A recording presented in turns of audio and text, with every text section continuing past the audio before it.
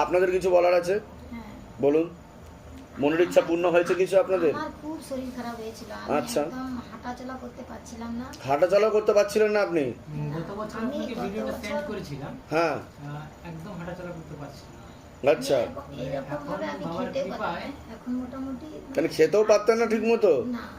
আরে বাবা। এখনো একটু আছে। হ্যাঁ হ্যাঁ হ্যাঁ, তার তুলনায় আমি বাবার কৃপা অনেক ভালো আছি। অনেক ভালো আছে। বাহ বাহ বাহ। অনেক ভালো আছি। তা ডাক্তার দেখাননি আপনি? না, আমি একদম আর ওষুধ খাইনি।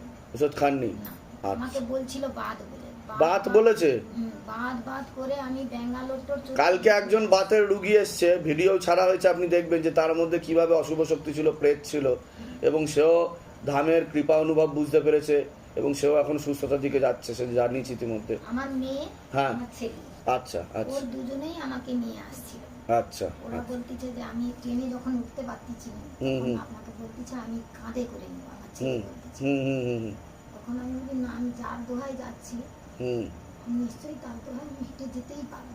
ঠিক ঠিক ঠিক। এটাই আমার মনে তো এখন আপনি আগের থেকে ভালো আছেন? আমি অনেক সুস্থ। খুব ভালো। তার জন্য আমি বাবার কাছে একটু বলেছিলাম যে আমি কিছু না কিছু একটা বাবার উদ্দেশ্যে আমি আনবো আর কি। এই জন্য সেটা আমি আনছি। ঠিক, খুব ভালো। জয় শিবধাম, গ্রহণ করুন, গ্রহণ করুন। আর শঙ্খগুলিটা আমার জন্য এনেছিলাম, যদি একটু হ্যাঁ, নিশ্চয় নিশ্চয় নিশ্চয় করে দিচ্ছি, আমি করে দিচ্ছি। আপনার কিছু দেওয়ার থাকলে দিয়ে দেন। হ্যাঁ, এই সপ্তাহ ছেলে না। আমি হনুমানজির জন্য এই তুলসী